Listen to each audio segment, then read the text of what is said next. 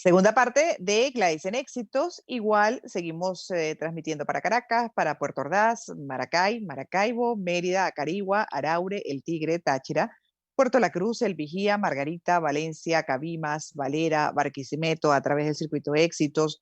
Además nos pueden escuchar por YouTube, Circuito Éxitos, por www.exitosfm.com. @Circuito Éxitos es la cuenta en Twitter e Instagram. Y mis cuentas personales, @Rodríguez Gladys, Twitter, @Rodríguez_Gladys, Instagram. Y en esta segunda parte de Gladys en Éxitos vamos con Hechos que dan de qué hablar. Gladys en Éxitos.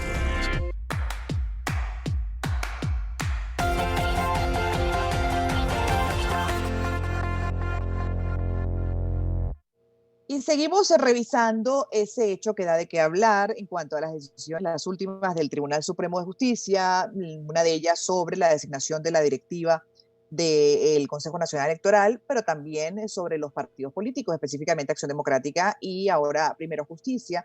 Vamos a hacer una revisión hoy con una analista política. Justamente la idea es poder tener el ángulo, no solamente como ayer de un afectado, en este caso el diputado Piero de Acción Democrática, sino también hoy con el analista político, asesor comunicacional, politólogo Pablo Andrés Quintero. ¿Cómo estás? Buenas tardes y bienvenido. Muy buenas tardes, Gladys. Gracias por la invitación a su programa. A ver, vemos que el TSJ está tomando una serie de decisiones que estarían, bueno, desconociendo nuestra Constitución una vez más. Esto ya es una historia repetida. Obviamente genera malestar colectivo, pero ya a la gente no le sorprende este tipo de actuaciones. Y sobre la base del argumento del desacato de la Asamblea Nacional, por ejemplo, en el caso particular del CNE, y ahora supuestamente haber, digamos, no cumplido con los plazos la omisión legislativa para encargarse de la selección de los rectores. Pero bien, en fin, lo cierto es que eso, sumado a las acciones contra partidos políticos emblemáticos como Acción Democrática, ahora también Primero Justicia, ¿qué indican o qué estarían indicando de acuerdo a su punto de vista? Bueno, en primer lugar, entender que el cinismo se hizo rutina como actitud política en Venezuela por parte del actor principal, que en este caso es el gobierno. Nos damos cuenta que los últimos acontecimientos te señalan una judicialización de la política del país. Prácticamente el órgano que tiene más protagonismo en este momento en Venezuela es el Tribunal Supremo de Justicia y el Consejo Nacional Electoral. Pero los últimos acontecimientos dan a entender, evidentemente, que la brecha para un diálogo, para un entendimiento, se está cerrando por parte del gobierno. Por otro lado, nos damos cuenta que esto deja a la oposición sin capacidad de movilización a lo interno, ¿no?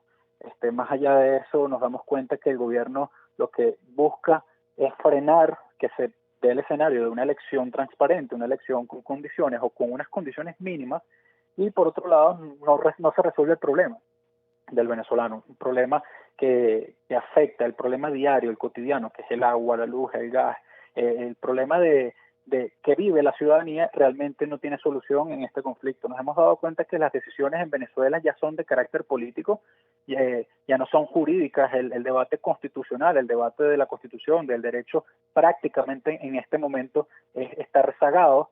Desde hace rato ha sido conveniente hablar del conflicto, de la vida del ciudadano, es decir, todo gira en torno al tablero conflictivo, el tablero de la vida del ciudadano ya no es importante para el gobierno, y nos damos cuenta que los temas de hoy en día son persecución, partidos políticos, pero no son lo que habíamos hablado hace 2 semanas, que era la gasolina, las largas colas, los buques iraníes, los problemas que realmente afectan a la ciudadanía, que ya todo el mundo los conoce, que son los problemas del agua, la electricidad, la luz, la educación e incluso el coronavirus, que la curva sigue subiendo.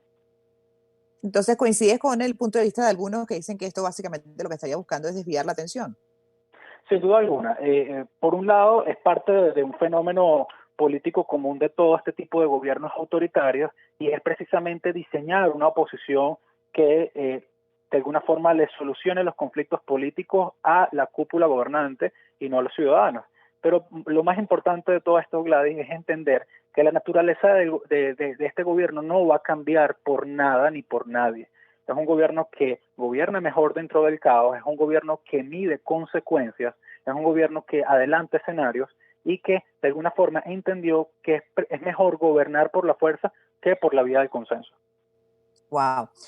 Desalentador ese punto de vista, porque al final también, bueno, uno se pregunta cuánto más puede aguantar el país con las condiciones que acabas de describir, porque la realidad es que, bueno, hace unas semanas estábamos con unas colas terribles, hace nada, con unas colas terribles de gasolina, llegó un primer cargamento, pero hasta qué punto, bueno, eso no se repite quizás en los próximos días si es que no llega un segundo cargamento que pueda surtir y responder a la demanda nacional. Entonces podríamos Sí. estar en la misma situación quizás en unos días. Eso todavía está dentro del marco de la incertidumbre.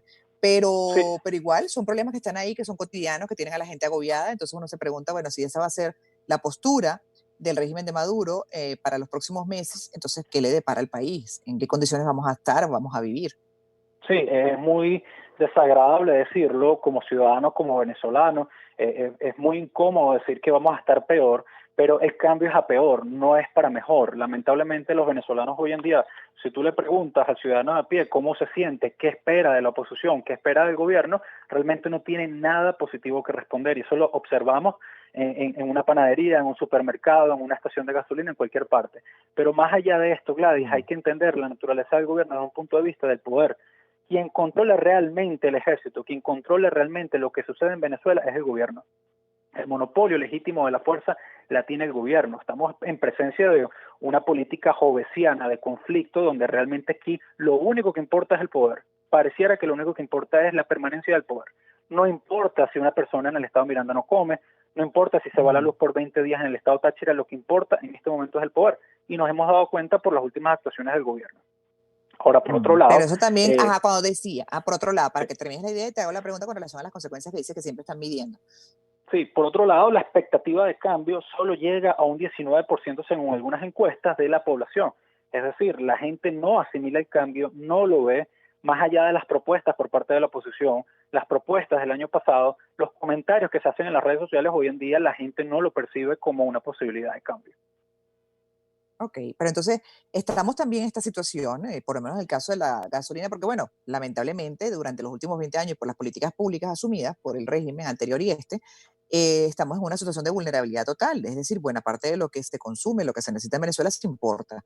Y a raíz de las medidas internacionales contra el régimen justamente por hechos políticos anteriores pasados, pues estamos todavía en una situación más crítica, como es el caso de la gasolina. Ahora bien, Sin de duda acuerdo alguna, a sí. este nuevo paso que repite los anteriores, y dices que ellos miden las consecuencias, entonces, digamos, qué escenarios podrían estar contemplando y cómo burlar esos escenarios o cómo mantenerse en medio de esos escenarios, porque todo podría indicar también que internacionalmente puede haber respuestas si siguen empeñados en el mismo libreto. Sí, cuando me refiero a que ellos miden y controlan es lo político. Ahora, lo económico desde hace rato se les ha salido de las manos y eso, y para todo el mundo es evidente que esto es un gobierno que no produce, es un gobierno que no es autosustentable, es un gobierno cada vez más dependiente de la economía de barco, de puerto, es un gobierno que de alguna u otra forma no tiene los recursos necesarios para mantener una población contenta y con niveles de calidad de vida por lo menos mínimos. Entonces, nos damos cuenta que ellos pueden controlar lo político a través de la fuerza. ¿Pueden controlar lo económico? Sin duda no. En este momento nos damos cuenta que la debilidad principal del gobierno es lo económico, más allá de las sanciones, más allá de la mala administración, más allá de la gran cantidad de hechos de corrupción que están involucrados dentro de la administración del gobierno de Nicolás Maduro, pero nos damos cuenta que, por ejemplo, la industria petrolera no produce absolutamente nada. Ujú, Esto es un país que ujú. depende absolutamente de lo que es una caja, lo que es un regalo, lo que son las dádivas de los países potencias, países aliados, y nos damos cuenta que a nivel internacional cada vez están más aislados. Es decir, su punto de debilidad es lo económico, su fortaleza sigue Ujú. siendo lo político, lo estratégico, el conflicto, pero otro punto de debilidad es lo electoral y eso es lo que hemos estado observando con los últimos acontecimientos. Un país, Gladys, que tiene más del 80% de rechazo, un país que no reconoce realmente lo que está pasando en Venezuela como normal, un país que se ha dado cuenta que necesita un cambio, más del 80%, eso se traduce en voto, y en voto realmente en contra del gobierno. Que se está evitando, pero igual, por esa conducta en lo político electoral, ha habido consecuencias en lo económico. Entonces, voy con la pregunta, la dejo para para hacer la pausa y al regreso la respuesta. Entonces, sabiendo que su debilidad es lo económico y que esto puede generar otras consecuencias, uno se pregunta por qué insistir por la misma vía, por qué no llegar a un tipo de acuerdo, a algún tipo de negociación, en fin, a qué se puede estar enfrentando el régimen de Maduro con este empeño de llevar a elecciones sin condiciones a la población que está exigiendo todo lo contrario. Me lo comenta por fuera al regreso. Hechos que dan de qué hablar. Gladys en Éxitos.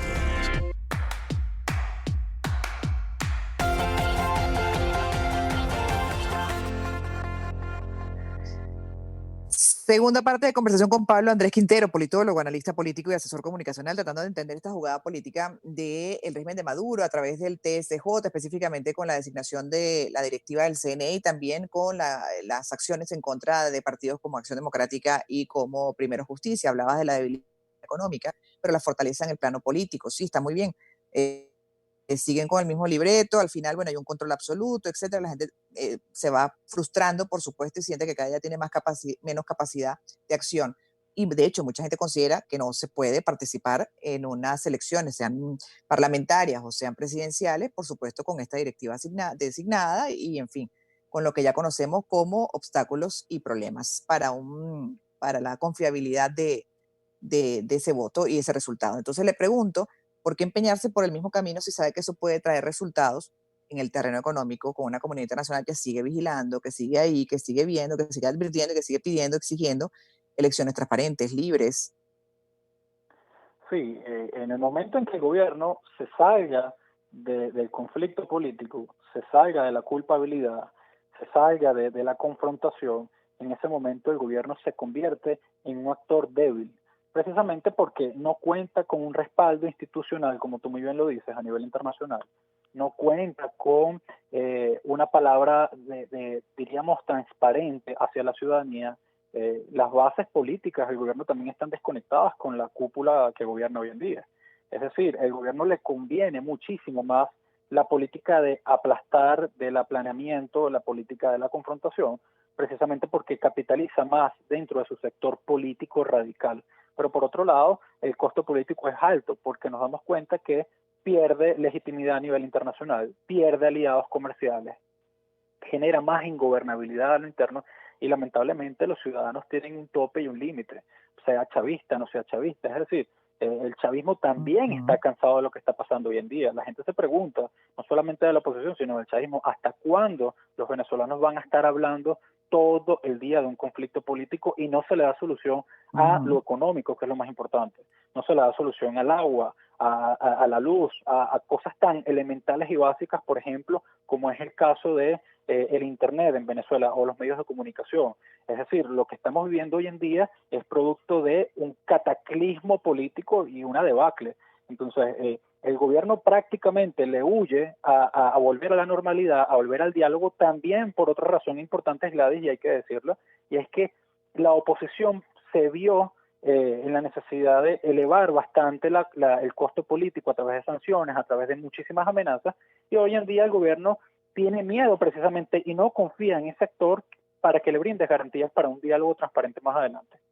Y cuando me refiero a garantías, estoy hablando que por lo menos a la cúpula del gobierno se le respeten sus derechos, se le respeten incluso sus garantías mínimas de existencia. Entonces diríamos como que se generó una amenaza creíble, pero hoy en día el gobierno dice, mira, yo no me puedo sentar contigo porque no hay manera de que tú me des las garantías suficientes, no para mi supervivencia como actor político, sino para mi supervivencia como ciudadano incluso.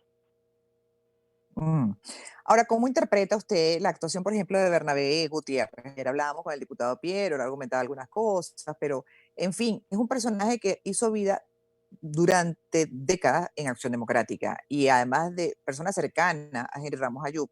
Y sin duda cuesta creer, ¿no?, que pueda haber desconocido la posición de este señor o haber desconfiado de él en algún momento de su historia política dentro de ese partido.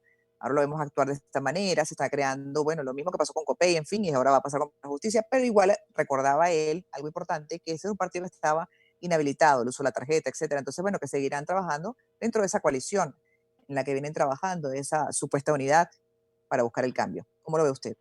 Bueno, la situación en Acción Democrática realmente le afecta a todos los venezolanos. Estamos hablando de un partido con historia, con institución, con reputación, un partido que dejó precedente aquí en Venezuela. Presidentes fueron adecos. La mayoría de todos los venezolanos en su familia siempre hay unos abuelos adecos, unos papás adecos. Es decir, no estamos hablando de cualquier partido, eso dejarlo claro desde el principio. Por otro lado, Bernabé Gutiérrez, bueno, lamentablemente es un dinosaurio sumamente peligroso, lo ha demostrado últimamente con estas acciones, pero eso también era de conocimiento dentro de las filas de Acción Democrática. Un sector de la militancia quería participar con condiciones, ojo, con condiciones, pero otro sector estaba totalmente radicalizado en no participar. Es decir, había de alguna u otra forma una fractura interna dentro del partido. Eso no pone en tela de juicio el liderazgo que tiene Henry Ramos Aluc sobre el partido, pero sí hay una debilidad interna dentro de la militancia y un desgaste de las bases hace muchísimo tiempo por temas de abstención precisamente.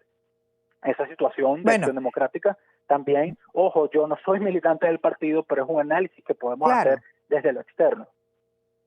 Pero al final, bueno, la postura de Bernabé Gutiérrez y la postura del hermano no cumple ni siquiera con lo que sería, digamos, la voluntad de cualquiera de las dos partes dentro del partido, porque lo que querían participar era con condiciones y como vamos, pues sencillamente eso no se cumple o no se cumpliría. Sí, exactamente. Allí, si hay algo que tiene Acción Democrática como partido, Gladys, es la disciplina. Y eso hay que reconocerlo en un partido que tiene muchísimos años en Venezuela. No solamente la disciplina, sino la capacidad de organización y comunicación desde la estructura, desde la pirámide, de la cúspide de la pirámide, que sería la Secretaría General, hasta las bases. Es decir, no es un partido que va a ser fácil sabotearlo. A esto es lo que quiero llegar. Sin embargo, es una situación sumamente lamentable para todo el sistema político venezolano, no solamente por Acción Democrática, sino también por todos los partidos que se han visto afectados por decisiones del Tribunal Supremo de Justicia, pero que realmente lo llaman a los principales liderazgos a una reflexión, a no caer en el dilema precisamente en, bueno, yo no participo y no ofrezco absolutamente nada. Yo creo que el político hoy en día en Venezuela, independientemente de su posición política, su partido político, tiene que ofrecer algo. No basta ya a estas alturas decir, no participo, no. Ya en este momento la ciudadanía espera un político que comunique, no que se queje, un político que no sea periodista, que cumpla sus funciones de político, de tomar decisiones, de arriesgar incluso, y con esto no estoy diciendo que no sea arriesgado, lo que quiero decir es que tienen que estar a la altura en este momento de la situación. Es decir, no basta solamente a la ciudadanía decirle, bueno, rechazamos categóricamente todo lo que está pasando. Bueno, todos los ciudadanos rechazan lo que está pasando. Es decir, el político hoy en día tiene que tomar decisiones, tiene que plantear una estrategia seria, una estrategia porque si no, ¿qué hacemos? Nos cruzamos de brazos y ya listo. Es decir, y ya para terminar, a ver si puedes tener una respuesta en 30 segundos, pero de acuerdo a la interpretación que haces de todo lo que ha pasado, estaría el régimen dándole ya la última patada más fuerte a todo digamos, a cualquier posibilidad de negociación, entendimiento y consideración de unas presidenciales justas. Estaría ya definitivamente dando esa patada final. Es probable y lo estamos viendo, ¿no? Se está pateando la mesa, se está pateando la silla, pero el peor error que puede hacer la oposición en este momento es, en vez de levantar la mesa y en vez de trabajar en la misma mesa, es construir otra mesa. Eso es lo peor que puede pasar. En este momento hay que regresar a la sensatez y todos los actores políticos, como repito, tienen que trabajar en base a una estrategia, pero no basta con decirla, hay que transmitirla a través de un camino sensato, coherente y tangible para los ciudadanos. Bueno, seguiremos analizando, pero lo cierto es que en este momento el panorama pues, definitivamente no luce bien para la mayoría del país que urge por un cambio, necesita un cambio y ha venido trabajando y arriesgando mucho por ese cambio político que también se traduzca en cambio económico, social, general. Gracias por haber aceptado esta conversación. Pablo Andrés Quintero es politólogo, analista político y asesor comunicacional, hoy revisando hechos que dan de qué hablar en esta segunda parte de Gladys en Éxitos, específicamente las últimas acciones del TSJ sobre el CNE y también con relación a partidos políticos.